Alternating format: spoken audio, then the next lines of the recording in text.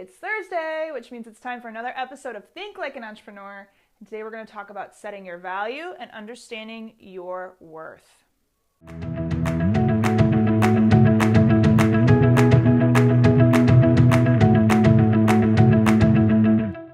This is such a big topic. Welcome to this week's episode of Think Like an Entrepreneur.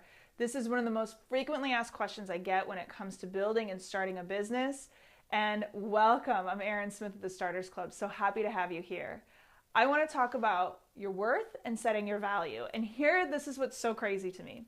So when we're employees, like we need to keep the employee mindset on this one. All right, we can't shift to the entrepreneur, because what typically happens, think about this. You go to school, you get this education. Yeah, you may have an internship where you apply some of it, but when we go ask for a job, we go for the going rate, okay? So if the going rate for, new entries is $75,000, we don't say, well, I don't think I had the education somebody did, or I don't think I have the experience, so I'm going to ask for 60. We go right for 75. And there's no way in the history of a company where if they said, listen, I know going rate 75 and, I'd probably be willing to pay somebody 75, but for you, I'm just going to go 50. We'd never accept that. We'd walk away, and hopefully you would. Most employees would. Or if they said, you're just out of school, so I need you to do this for free for me. That's an internship. You can do for free, but when you're starting a job, you don't do for free. We'd never accept that.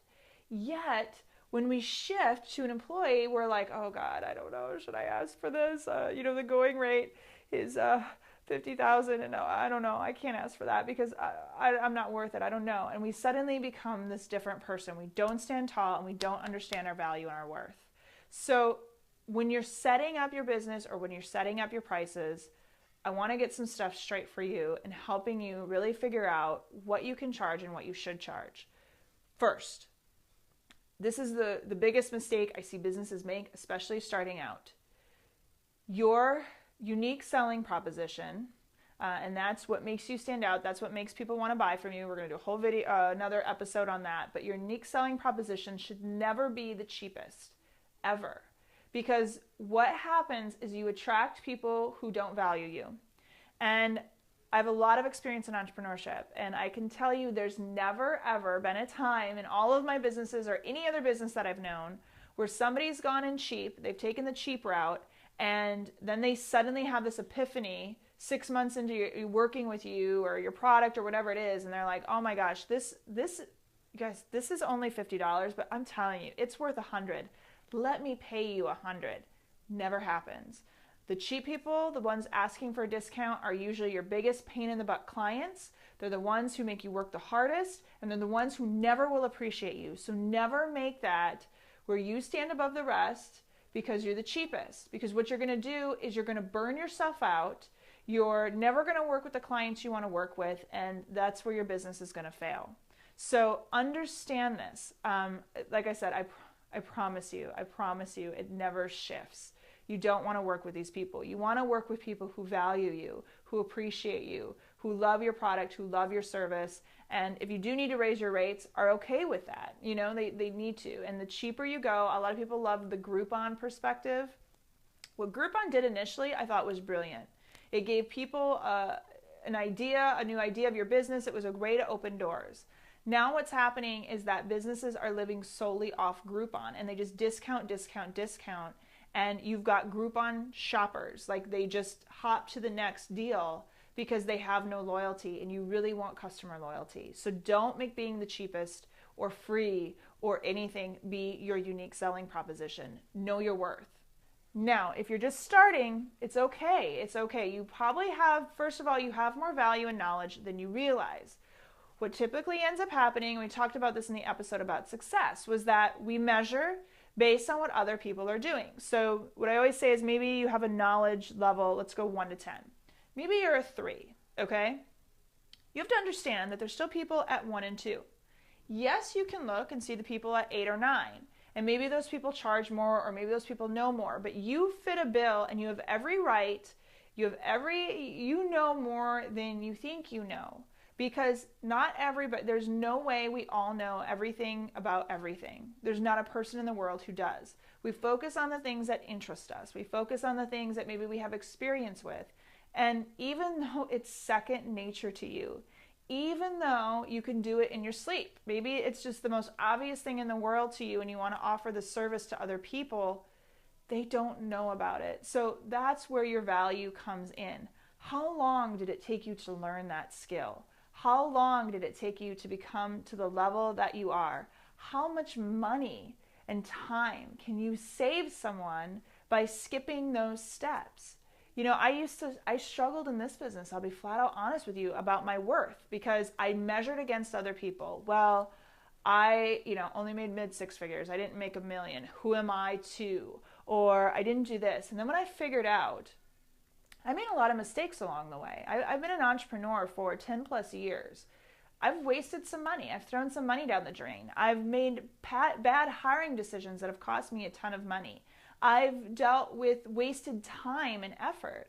And I've got a lot of value to add to people because if I can eliminate 10 years of figuring stuff out for them, it's a huge value. I'm probably undercharging. And that's where I measure things off when I hire people to do stuff or go to a conference. I'm like, yeah, I can read about this. I can figure it out myself. But if they can shave 3 to 5 years off my timeline of figuring it out, I'm writing a check. And so that's where your value applies. Maybe you aren't to the people at an 8 and 9, and that's okay. But you've got value. You've taken time to learn this. And how many people or the product or service, what are you saving them from a time and money perspective by what you're offering? And that's a great way to measure your value. Now, if you're just starting out and you're trying to get clients and you don't want to do the free and you don't want to do the discounted rate, charge what others are charging, but figure out a way to add more value. So this is a great way to start seeing where you have ins in making your product or service better. Even if somebody already has your product or service, it's okay. What are the things that you can do better, okay? So what I did was when I started my first business, and actually all my businesses, they're not original ideas. They're not this, oh my gosh, nobody's offering this. I'm going to take it, I'm going to run with it, and I'm going to kill it. Everybody has already done what I've already done. What I did was I found an in. I found a way to make my product or service better. Maybe it was higher end. It was, and honestly, that's what I did. I was always, my pet sitting, I actually charged more than everybody else because I knew what their business model was, how their business model was different and how I could make mine better.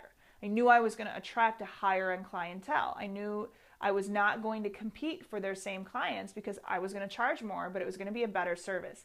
I added value. So I did actually come into the industry charging more, but I knew my worth. I knew my value. I knew what was lacking. And so for you, even if you want to charge equal amounts and you're still uncomfortable with this, where can you add value?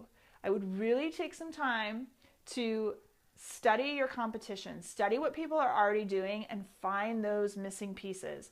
Find those things. Is it customer service? Is it how the product is made? Is it how they're serving people? Where is that missing piece? If you're in, a lot of people want to be a coach. There's a lot of really crappy coaches out there. I'm going to be flat out honest with you. So where's that missing piece? How can you do better? How can you offer more value and more service? What are they going to get from working with you versus working with someone else? And being really definitive in that and understanding that and owning that is what's going to make you stand out. So that I can promise you right now, you are so much worth more so much than you think you already are. You have every right to ask for what you think you want to ask for. If you're still faltering, add more value. So this is, like I said, the time where I want you to go back to that entrepreneur or the employee mindset and be like, yeah, you know what? I am worth this because this is the going rate. I can add more value to this. I can be just as worth any of these other people. It doesn't matter my education. Maybe it took me 6 years to go through school and these people went through it in 4. I'm just as good as them. Take that same mindset and throw it into your employee mindset because this is crucial. This is where you're going to succeed. So don't let that disconnect happen. You are worth it. Figure out what you're saving people, the time, the money. That's part of your value and your worth. Think of the knowledge that you do have. Don't take it for granted. If something seems easy to you, don't take it for granted. There is always somebody who doesn't know. I use this example, Periscope. I love Periscope. I've been on Periscope. So many people I've met have been through Periscope. So I'm surrounded by all these Periscopers, right? Like everybody knows Periscope in my eyes, or so I think. And when I go to networking meetings or when I do presentations to certain students, I'll bring up Periscope and they're like, what? What are you talking about? So even though I think Periscope, everybody knows how to utilize it, everybody knows how to build it for business, they don't. They don't, and I'm missing out, or you could be missing out on massive opportunity or massive money by making wrong assumptions. We're going to do a whole episode on assuming. We all know what assuming does, so never assume that everybody knows everything, because you've got value, you've got something to share, you've got some education. There's no one who knows everything about everything. So fit what you're good at, fit what you've studied, fit what you know, and share that with the world. But it's taken you time, it's taken you mastery to get to know that, and don't discount that. So hopefully that helps with understanding this. If you have specific questions about your worth or value, I'd love to hear from you. If you have questions about pricing, how you can add more value, comment below, come to the notes page. We'd love to hear from you. As always, thank you for watching. Thank you for listening. I love having you here, and I really want more than anything for you to be as successful as you possibly can be in that entrepreneurship journey. So if you love what you're hearing, make sure you subscribe. And this is Erin Smith of the Starters Club, where I believe everyone's got it in them to start a business. You just got to get started.